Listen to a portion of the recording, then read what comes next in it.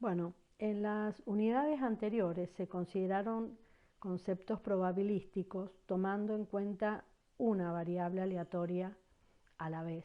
Lo vimos para variables discretas y para variables continuas. Sin embargo, muchas veces resulta de interés medir más de una característica de algún fenómeno aleatorio. Por eso, ahora vamos a estudiar variables aleatorias conjuntas, más de una variable aleatoria en un experimento. Veamos algunos ejemplos como para darnos una idea de qué serían estas variables aleatorias conjuntas. Supongamos que seleccionamos un estudiante de la Facultad de Ciencias Económicas y que nos interesa de este estudiante. Nos puede interesar la carrera que estudia, la escuela de la cual proviene, las motivaciones que tiene para seguir la carrera, las horas que dedica al estudio. Es decir, estamos hablando de medir 4 variables aleatorias cada vez que seleccionamos un estudiante. Otro ejemplo, supongamos que estamos estudiando los artículos de limpieza en un hipermercado. Nos puede interesar, seleccionado un artículo, de limpieza, nos puede interesar el monto que hemos vendido de ese artículo, el espacio que ocupa en la exhibición o lo que hemos gastado en publicidad para ese artículo. O sea, acá estamos hablando de medir 3 variables aleatorias. Bueno, y como otro ejemplo, en un proceso de producción, por ejemplo, un proceso de producción en el cual se tiene un número determinado de artículos producidos en un tiempo. Entonces nos puede interesar el número de artículos que se encuentran después de su fabricación listos para la venta, pero también nos puede interesar el número de artículos que tuvimos que desechar. Entonces, bueno, en este ejemplo aparecen 2 variables aleatorias. Así, en estos ejemplos vemos la noción de variables aleatorias conjuntas o vector aleatorio. Por cada elemento que yo selecciono del espacio muestral, a ese elemento le voy a asociar varios números reales, un vector de números reales. Es decir, tenemos un vector aleatorio que va a ser una función que asigna a cada elemento de ese un vector de números. Así, entonces, estamos en presencia de variables aleatorias conjuntas o vectores aleatorios que pueden ser discretos, continuos, o sea, las variables aleatorias pueden ser discretas, continuas o mixtas.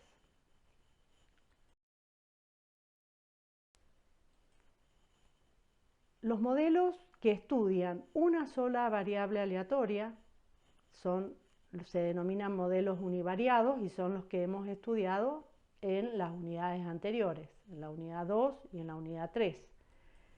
Por ejemplo, el modelo Bernoulli, binomial, el modelo geométrico, Poisson, uniforme, normal. Estos son los modelos que estudiamos en las unidades anteriores. Bueno, para el caso de los modelos multivariados, que es cuando tenemos más de una variable aleatoria, los ejemplos de esos modelos multivariados serían los ejemplos que pusimos en la introducción. Esos serían ejemplos de modelos multivariados. En realidad, lo que interesa es estudiar muchas variables aleatorias una vez que uno selecciona una persona o un objeto o un artículo de limpieza, por ejemplo. Nosotros vamos a estudiar un caso más sencillo, que es cuando tenemos solamente 2 variables aleatorias. Vamos a estudiar cómo se comportan esas 2 variables aleatorias y de esa manera vamos a poder generalizarlo a el caso de tener más. De todas maneras, vamos a considerar también otro caso particular, que es cuando tenemos dos variables, pero las dos son discretas o las dos son continuas. No vamos a estudiar el caso mixto, en cuando una sea discreta y otra sea continua. Solamente las dos discretas o las dos continuas. Bueno, recordemos el concepto de variable aleatoria y tratemos de extender este concepto al caso de tener dos variables en vez de una. ¿Sí?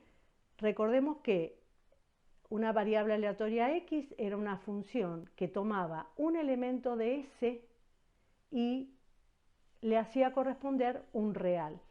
Y esto lo indicamos de esta manera. X aplicado a S me va a dar un número real. Ahora, si tenemos dos variables aleatorias, ¿cómo lo vamos a definir? Bueno, antes que nada, especifiquemos lo que tenemos. Tenemos una variable aleatoria x, otra variable aleatoria y, las dos variables definidas sobre el mismo espacio muestral. Esto es importante. X es una función que va de S en R e Y es una función que va del mismo S a R. Entonces ahora vamos a tener estas dos variables que las podríamos escribir como un vector xy. Y entonces, ¿cómo vamos a extender este concepto? Vamos a ir de S, porque seguimos tomando elementos de S, pero en vez de llegar a R como a los reales, tenemos que llegar a un par ordenado de reales. Entonces tenemos que llegar, el conjunto, el codominio va a ser reales cartesianos los reales. O sea, lo podemos escribir en forma más compacta como R a la 2. Esto es R cartesiano R. Entonces, este vector va a tomar un elemento de S y le va a hacer corresponder dos números reales. Este par ordenado que tenemos acá es un par ordenado de números reales. ¿Está bien? Este vector toma un elemento de S y X mira una cosa y mira otra cosa. Entonces cada uno de esos nos va a dar un numerito real diferente.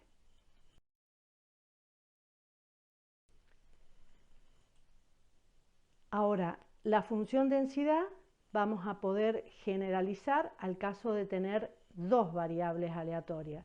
Cuando teníamos una variable aleatoria, sabemos que la función densidad para un valor x es la probabilidad de que x tome ese valor. Es decir, va a ser la probabilidad de todos los S del espacio muestral que tienen como imagen X. Bueno, acá, ¿qué vamos a tener? Vamos a tener un vector aleatorio, entonces la función, en vez de ir de R, tiene que ir de R cuadrado. Y vamos a llegar al mismo intervalo 0,1 porque es una probabilidad. Entonces, la función densidad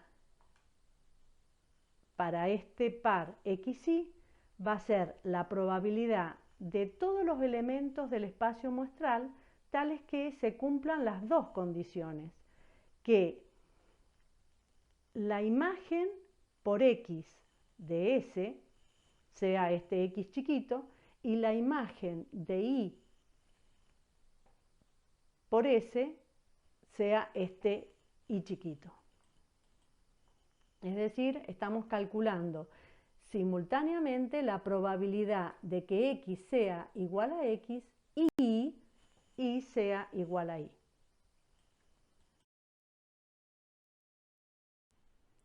Bueno, vamos a ver un ejemplo de variables aleatorias conjuntas discretas, un ejemplo sencillo como para entender bien lo que hemos visto hasta ahora. Supongamos que tenemos el experimento aleatorio de lanzar dos monedas legales. X es el número de caras que se observan y la variable Y mira el número de sellos. Entonces, el espacio muestral sabemos que está formado por pares ordenados, en donde la primera componente indica el resultado del primer lanzamiento y la segunda componente el resultado del segundo lanzamiento. Por ejemplo, cara a cara, sello sello, sello cara, cara sello. Este es nuestro espacio muestral. Y lo que tenemos ahora es un vector de variables aleatorias, dos variables aleatorias, que las representamos con el vector xy. Ese es el dominio de esta función y el codominio van a ser los reales al cuadrado. R cartesiano R, que es el plano. Entonces, pensemos, este vector xy, si lo aplicamos a este resultado, este elemento de S, lo indicamos así, el vector xy se lo aplicamos a cara a cara. Entonces la variable x toma este elemento de S y mira número de caras. Entonces x dice 2 caras. Y mira este mismo resultado, este mismo S chiquito, y ¿qué es lo que observa? Número de sellos. ¿Cuántos sellos tengo? Ninguno. Entonces acá vamos al par ordenado 2, 0. Gráficamente podríamos decir que están desde cara a cara, vamos a este punto en el plano. Bueno, si pensamos en cara sello, número de caras 1, número de sellos 1, entonces va al par 1, 1, eso lo indicamos así. Y ese sería el mismo resultado de este otro elemento del espacio muestral, sello cara. Tenemos una cara y un sello. Y finalmente al resultado sello sello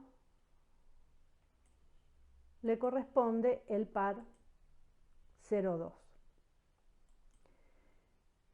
El conjunto imagen de el vector xy ahora van a ser estos resultados posibles, estos tres resultados posibles.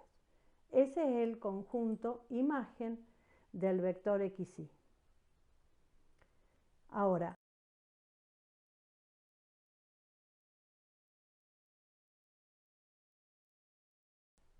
vamos a determinar qué probabilidad le asigna a cada uno de estos puntos la función densidad conjunta. A ver, si queremos calcular la función densidad conjunta en el punto 0,2, lo que tenemos que pensar es que acá la variable aleatoria x tomó el valor 0 y la variable aleatoria y tomó el valor 2. Entonces tenemos que calcular qué probabilidad tenemos de observar simultáneamente este resultado. Sería equivalente a la probabilidad de sello-sello. Y eso sabemos que es igual a 1/4. Bueno, esto lo tenemos que pensar para cada uno de estos puntos. Ya lo hicimos para 0,2, ahora lo hacemos para 1,1. probabilidad de que X tome el valor 1 y simultáneamente la Y tome el valor 1. Entonces, acá tenemos dos resultados posibles. Sello cara, cara sello. La probabilidad de este suceso es 1/2. Y lo que nos queda es la función densidad conjunta en 2, 0. X igual a 2, Y igual a 0 es la probabilidad de observar cara a cara, o sea, de este suceso. Y esto va a ser igual a 1/4. En todo otro punto, la función densidad conjunta vale 0. Entonces, ¿cómo podemos escribir la función densidad conjunta? Vale 1/4 en dos situaciones, para este par y para este otro par. Entonces, esto lo ponemos así: 1/4 la indicadora en los dos pares, 0, 2, 2, 0. Y 1/2 la indicadora en 1, 1. O sea, cuando X vale 1 e Y vale 1, la función densidad conjunta es 1/2. En el caso discreto es muy cómodo colocar esta información en una tabla de doble entrada. Entonces, acá, fíjense, por ejemplo, el valor, este valor 1/4. Para X igual a 0 e Y igual a 2, o sea, X igual a 0, Y igual a 2, tendríamos acá 1/4. Y también 1/4 en este otro lugar, que sería X igual a 2, Y igual a 0. 1/4, y acá tenemos que que X vale 1 e Y vale 1. Entonces, de esta manera, colocamos la información en una tabla de doble entrada. Y si pensamos todas estas situaciones, pensemos una. Para 0, 0, ¿qué probabilidad tengo de tirar dos monedas y no observar cara, no observar sello, no observar ninguno? Eso no se puede dar. Entonces acá tenemos el 0. Observar una cara y ningún sello tampoco, 0, 0, 0 y 0.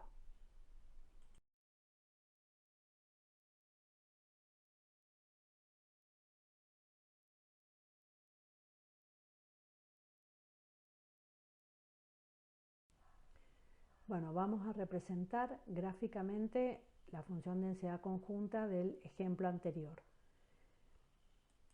Lo que tenemos es en el punto 2, 0, o sea, 2 para la X, 0 para la Y, nos elevamos 1/4, que es lo que vale la función densidad en ese punto.